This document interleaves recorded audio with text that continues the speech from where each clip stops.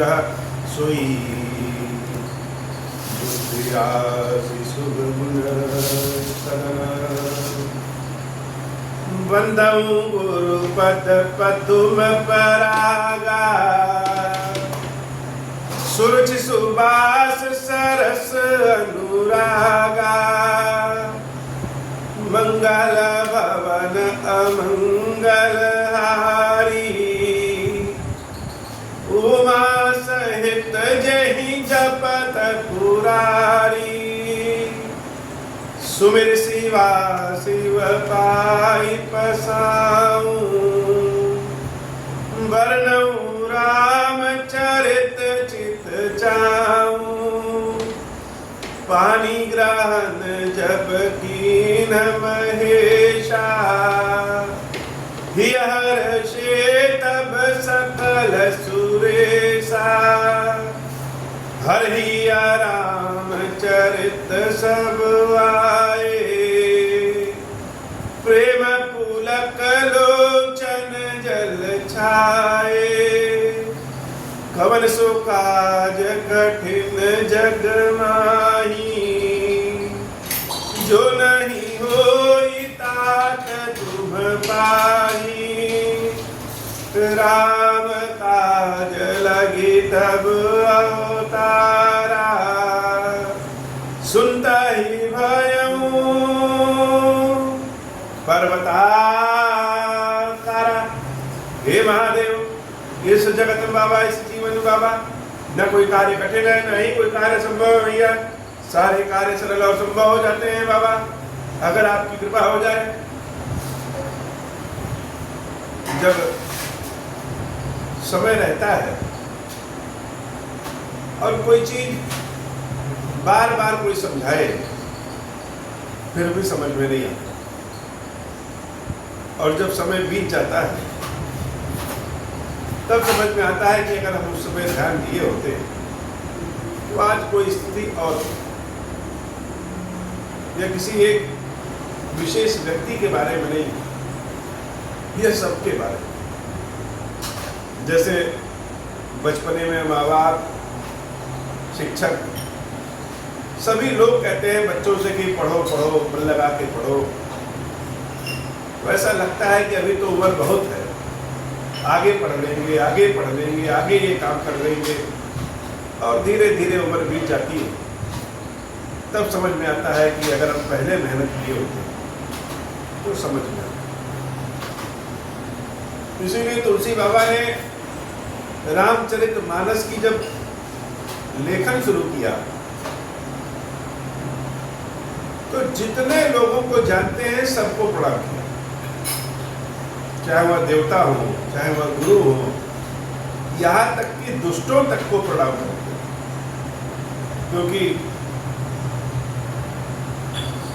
सीताराम सारे संसार में है, और किसको हम सीताराम माने और किसको ना माने, जब उन्हीं के द्वारा बनाया गया यह संसार।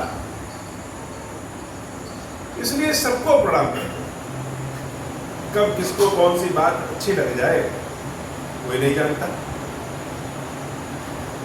तुलसी बाबा अपने स्वयं का अनुभव के बारे में बता रहे हैं कि राम कथा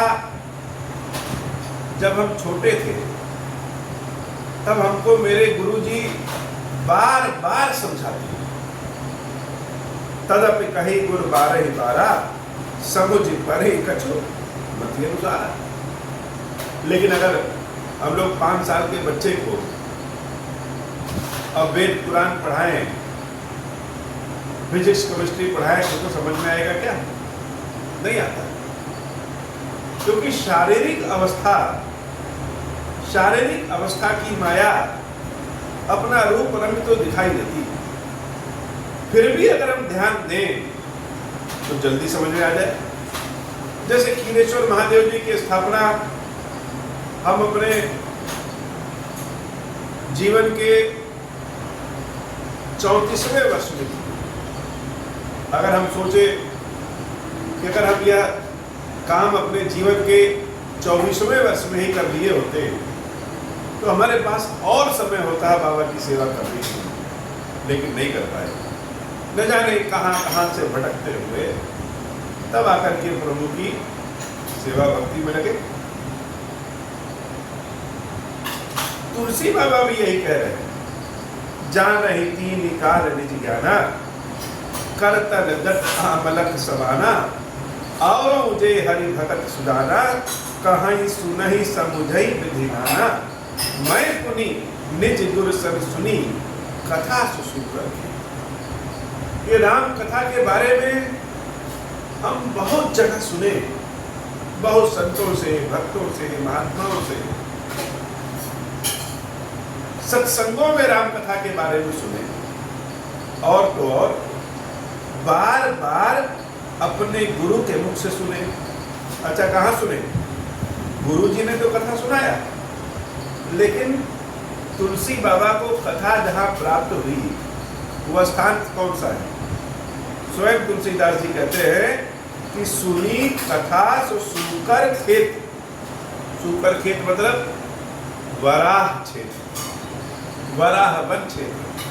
और ये बाबा किलेश्वर महादेव जी का जहाँ मंदिर है वो 12बंकी अर्थात वाराबंकी।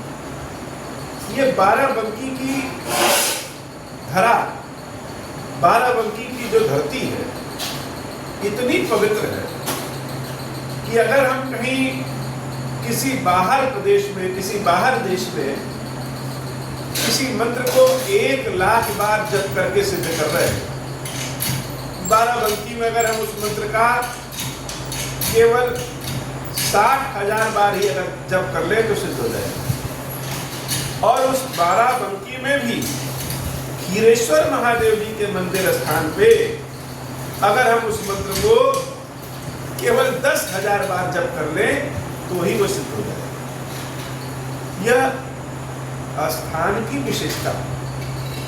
और इस 12बंकी से जो ज्ञान प्राप्त होता है वह ज्ञान संपूर्ण संसार में फैलता है।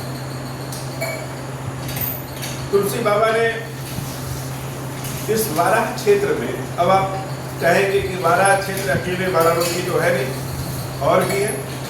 हाँ, और भी, लेकिन एक यह स्थान भी तो वाराह क्षेत्र में है कि नहीं। इसलिए इस स्थान की विशेष करके इस कलयुग में विशेष महत्व है। और लोग ज्ञानी विज्ञानी कोई बने,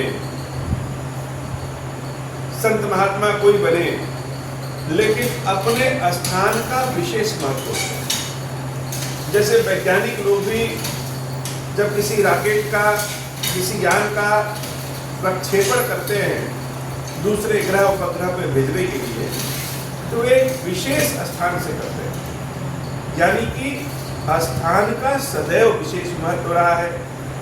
तो गुरु जी ने इस वराह क्षेत्र में तुलसी बाबा को मानस का ज्ञान दिया। समुझी नहीं तसी बालपन, तब अति रहो अची। लेकिन जब दे रहे थे तो तुलसी बाबा बहुत ही बालक के स्वरूप में थे, इसलिए उस समय इस मानस के बारे में उतना नहीं जानता। जैसे अगर हम अपने को कहें, ये रामचरितमानस जब कक्षा 4, कक्षा 5 में हम पढ़ते थे तो हिंदी के पुस्तक में पद्य से गद्य लिखने के लिए जब रामचरितमानस की चौपाइयाँ आती थी, या बच्चे जब अंताक्षरी में रामचरितमानस की चौपाइयाँ कहते थे तो हम बड़े दूर भाग जाते थे, क्योंकि हमको कुछ समझ में तो आता नहीं था। लेकिन इतने वर्ष जीवन के जब बीत गए और रामचरितमानस के संरक्षण में, शरण में जब हम आए, कवन सो काज कठिन जग माही, जो नहीं होई तात तुम पाही, राम काज लगी तब अवतारा, सुनते ही भय ऊपर बताकारा। ये रट लगाए, तब गुरुदेव से हनुमान जी महाराज की कृपा से रामचरितमानस के रस को जान पाए। और ये मानस का रस ऐसा है, हम कह रहे हैं कि हम जान पा रहे हैं, लेकिन हम जान नहीं पा रहे हैं, सतही जानते हैं। और जो जानते हैं वो बता नहीं सकते। हमको आता ही नहीं बताओ।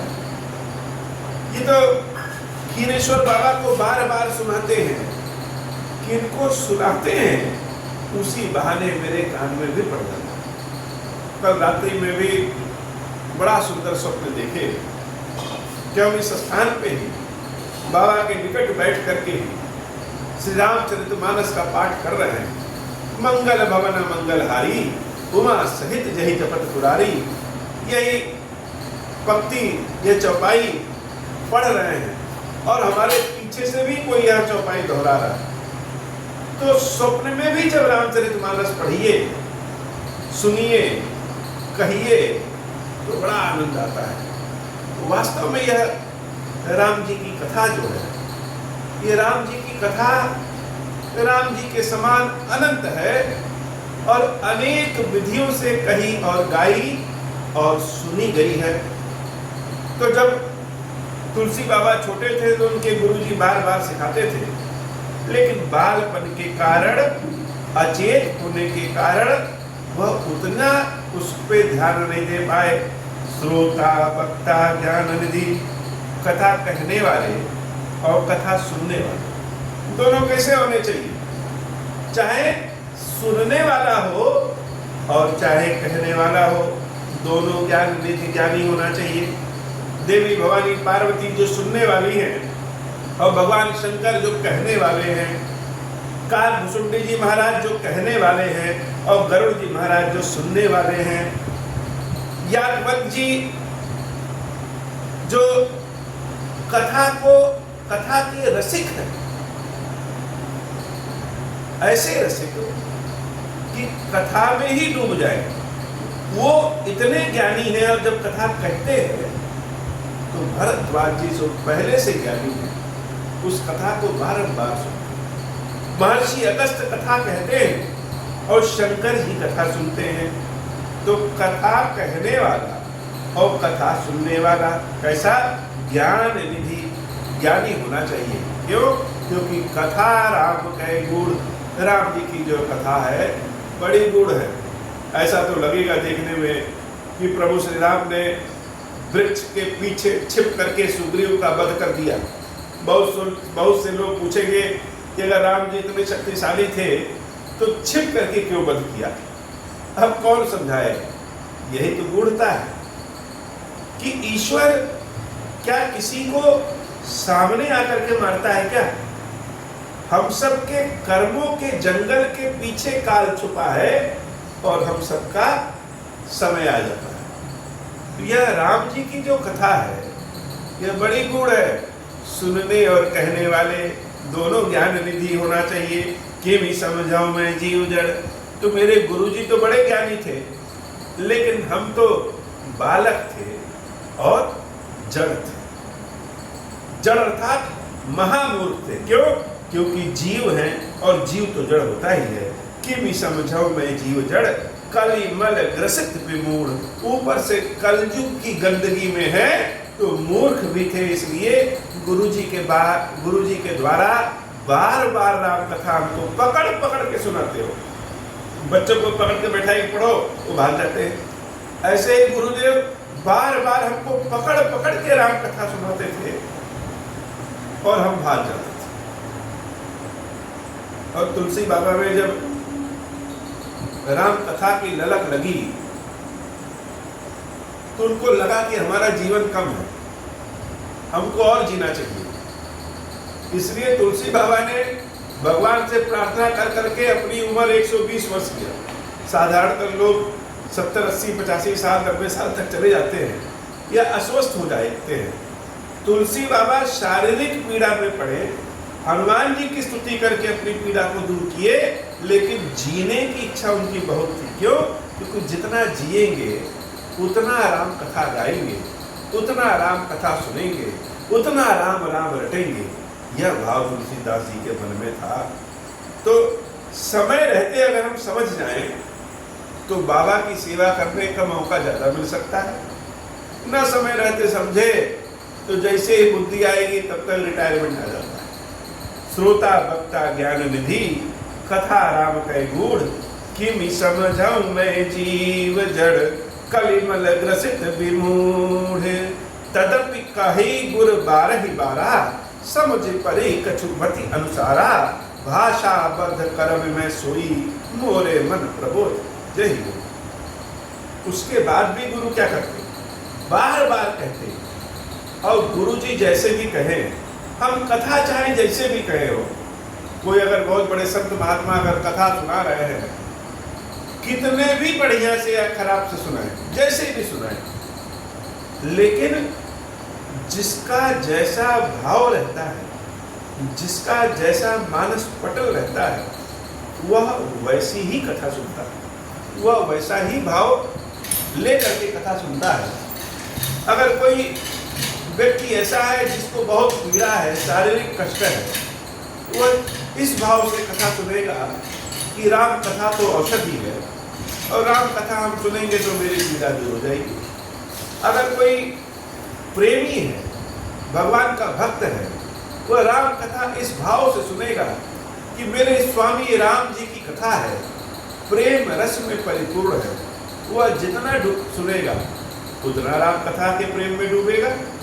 अगर कोई दरिद्र है, अगर किसी के पास आर्थिक तंगी है, तो वह राम कथा का पाठ इसलिए करेगा कि रामचंद्र जी की कृपा से दरिद्रता हमारी दूर हो जाए। तो जिसका जैसा मन रहता है वह कथा उसी विधि से सुनता है। समुझ परी कछुमति अनुसारा, तो मेरी जैसी बुद्धि थी, मेरा जैसा मत था, वैसा ही बार बार गुरु जी के सिखाने समझाने से हमने सीखा और समझा। और आज यह स्थिति है कि उन्हीं गुरु जी के सिखाए को हम क्या कर रहे हैं, भाषा बद्ध करब में सो। आज बड़े बड़े संत महात्मा हैं, बाबा कथावाचक हैं, तुलसीदास जी की रामचरितमानस पे कथा सुना करके प्रकांड विद्वान कहे जाते हैं। जो लोग कथा कहते हैं वो प्रकांड विद्वान कहे जाएंगे, और इसी कथा के बल पे अकूत संपत्ति भी, मान सम्मान भी अर्जित कर लेंगे। तो सोचिए कि तुलसी बाबा कितने बड़े ज्ञानी हों, जब उनके मानस की कथा के दो चौपाई को हम अर्थ सहित पढ़ दें तो अंदर लगता है कि हम बहुत जान गए हैं। तो स्वयं तुलसी बाबा कैसे होंगे। भाषा पद कर्म में सोई मोरे मन प्रबोध जही हुई। मेरे मन में शंकर जी के आशीर्वाद से, कृपा से जैसा भाव हुआ है, उस भाव से इस राम कथा को हम लिखेंगे ताकि यह राम कथा सबके पास जाए और सबको आनंद प्रदान करे। जस कछु बुद्धि विवेक बल मेरे, तस कही हम ही हरि के फेरे। निज संदेह मोह ब्रह्म हरणी, करऊं कथा भव सरता तरनी। बुद्ध विश्राम सकल जन रंजनी, राम कथा कलि कलुष विभंजनी। राम कथा कलि पनंग भरनी, पुनि विवेक पावक कहूँ अरनी। राम कथा कलि कामद गाई, सुजन सजीवन मोरि सुहाई। सोई वसुधाधर सुधा तरंगिनी, भय भंजनी ब्रह्म भेक भुवंगनी। मंगल भवन अमंगल हारी, उमा सहित जहि जपत पुरारी। मंगल भवन अमंगल हारी, उमा सहित जहि जपत पुरारी। उसके बाद तुलसी बाबा रामचरितमानस की बहुत बड़ाई की। बड़ाई ये शब्दों की बड़ाई नहीं हो, जब जिससे अपना आसरा हो, दोनों बात कि जिससे अपना आसरा हो, अपना पेट चल रहा हो, और जिससे प्रेम, और अगर कहीं ये दोनों व्यक्ति एक ही, तब तो कहना ही क्या। राम कथा से ही तुलसी बाबा का पेट भी चलता था, और राम कथा ही एक सहारा है, एक आसरा है कि मेरे राम जी की कृपा को प्राप्त हो जाएगी। दुलार दिखाने का, प्रेम दिखाने का। जैसे खीरेश्वर बाबा से अगर हमको बहुत प्रेम है और इनसे हमें अगर अपना दुलार प्रेम दिखाना है तो कैसे दिखाएंगे?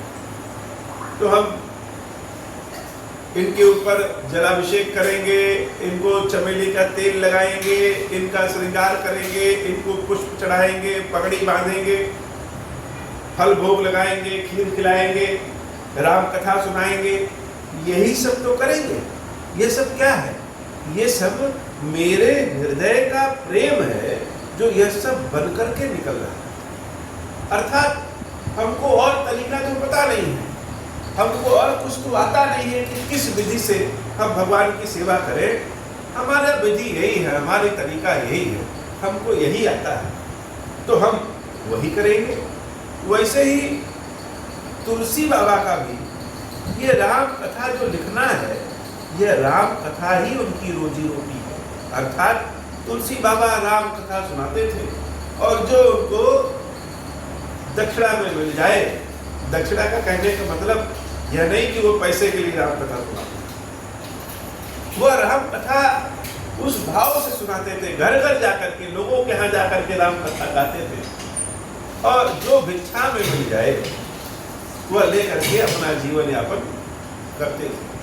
तो राम कथा ही सहारा है और राम कथा ही आसरा है। जैसे खीरेश्वर बाबा ही मेरे सहारा है और खीरेश्वर बाबा का ही आसरा है, यही मेरे प्रेम है और यही मेरे ज्ञान है। तो अपनी चीजों को मूर्ख से मूर्ख व्यक्ति भी, जो एकदम से मूर्ख हो, वह व्यक्ति भी अपनी चीजों को बड़ी सजो के रखता है। किसी बच्चे के हाथ में कोई खिलौना दे दीजिए तो उससे छीन लीजिए तो रोने लगे, जो उसको करने आएगा वो उसके लिए करेगा। ऐसे ही मेरा प्रेम, मेरे सहारा, मेरा सब कुछ तो बाबा है, तो हम इन्हीं के लिए सब कुछ कर रहे हैं। ऐसे ही तुलसी बाबा भी राम कथा का बड़ा गुणगान करते हैं कि राम कथा कली काबद गाई।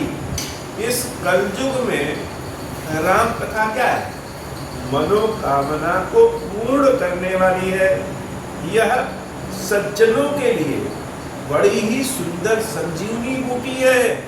हनुमान जी महाराज लक्ष्मण जी के लिए जो बूटी लेने गए थे, यह बूटी स्वयं राम कथा है। राम कथा अमृत है, राम कथा गंगा है, राम कथा यमुना है। शिव प्रिय मेकर शैल सुतासी, यह शंकर जी की प्रिय नर्मदा जी है राम कथा। नर्मदा जी क्यों? नर्मदा जी के जल में एक अगर इतना छोटा कंकड़ भी पड़ा है, वह कंकड़ भी शंकर है। तो नर्मदा जी की तरह ही यह राम कथा है। इस राम कथा में कण कण में भी राम ही है। अगर राम कथा में हम कहीं रावण का नाम पढ़ रहे हैं, मेघनाथ का नाम पढ़ रहे हैं, कुंभकर्ण का नाम पढ़ रहे हैं, मारीच का नाम पढ़ रहे हैं, वह भी राम ही। दशरथ जी का नाम पढ़ रहे हैं, कौशल्या जी का नाम पढ़ रहे हैं, विभीषण जी का नाम पढ़ रहे हैं, बलि का नाम पढ़ रहे हैं, बाली का नाम पढ़ रहे हैं, हनुमान जी महाराज का नाम पढ़ रहे हैं, शंकर जी का नाम पढ़ रहे हैं, तो वह भी राम ही है। तो यह राम कथा साक्षात नर्मदा जी के समान है। सकल सिद्ध सुख संपत्ति राशि, जितनी भी सिद्धियां हैं, जितना भी सुख है, जितनी भी संपत्ति है, यह सब राम कथा ही है। क्यों? क्योंकि इसी से तो अपना आसरा है, यही सब कुछ है। सद्गुण सुरगण अम्ब अदिति सी, जैसे देवता लोग देवी से प्रकट हुए, अदिति देवी से प्रकट हुए, वैसे ही इस राम कथा से ही सब प्रकट हो जाते हैं। तो देवियों में अदिति के समान है। रघुवर भगति प्रेम परमित सी, और ऐसा प्रेम है जिसका कोई दीवार नहीं है, अनंत है। भगवान श्री राम की तरह अनंत है। राम कथा मंदाकिनी। राम कथा क्या है? राम कथा मंदाकिनी नदी के समान। क्या है? राम कथा तो मंदाकिनी नदी है, और मंदाकिनी नदी कहाँ बहती है? चित्रकूट में। ये चित्रकूट क्या है? चित्रकूट चित्त चारु। यह हमारा चित्त जो है, हमारा मन जो है, यही चित्रकूट है। हमारा मन चित्रकूट है, और ये मन जब हमारा हरा भरा रहेगा, विकारों से दूर रहेगा, प्रेम से परिपूर्ण रहेगा, तो चित्रकूट के जो जंगल है, चित्रकूट को लोग क्यों पसंद करते हैं? राम जी का वास था वहां। राम जी का क्यों वास था? क्योंकि मंदाकिनी नदी थी और हरे भरे जंगल थे। तो हमारा मन का प्रेम ही हरा भरा जंगल है, स्नेह ही हरा भरा जंगल है, और हमारा चित्त ही चित्रकूट है। इस चित्त में राम कथा की मंदाकिनी जब बहेगी तो उसी राम कथा की मंदाकिनी के किनारे ही सीता राम जी का वास होगा।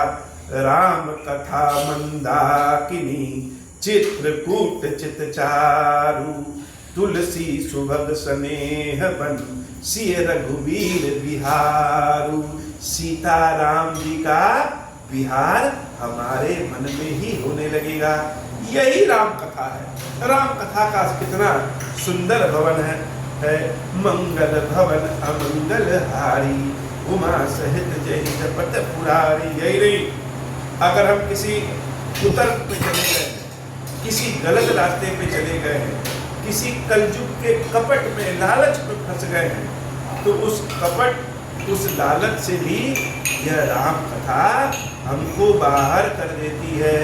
कुपथ कुतरक कुचाली कलि कपट दंभ पाषंड, दहन राम गुण ग्राम जिमी, ईंधन अनल प्रचंड। भक्तों के पाप भी राम कथा से सब जल करके भस्म हो जाते हैं, नष्ट हो जाते हैं। रामचरित राकेश कर सुखद समताऊ। यह रामचरित की जो कथा है, यह क्या है? यह राकेश यानी चंद्रमा का प्रकाश है, और चंद्रमा के प्रकाश को देख करके सब बड़ा सुख का अनुभव करते हैं। वैसे ही यह हमारी राम कथा है। इस राम कथा से सभी लोग बहुत ही सुख का अनुभव करेंगे। मंगल भवन अमंगल हारी, उमा सहित जय जपत पुरारी। अगर किसी से कहो कि राम कथा बैठ के सुनो, तो क्या कहेगा? अरे राम कथा सुने हैं यार, बहुत बार सुने हैं, तो फिर भी सुन लो। जय यह कथा सुनी नहीं हुई, जन आचरज करे सुन। अगर सुने हैं फिर भी सुन लो। बार बार सुनने से, भुसुंडी जी महाराज को शंकर जी ने कहा था कि जब राम कथा कोई बार बार सुनता है तब उसको राम कथा समझ में आता है कि नाना प्रकार से राम जी का अवतार हुआ। एक प्रकार से ही नहीं हुआ, अनेक प्रकारों से राम जी का अवतार हुआ, और अनेक प्रकार के रामायण सत कोटि अपारा। अनेक प्रकार के रामायण हैं, सबकी कथा तो राम ही है।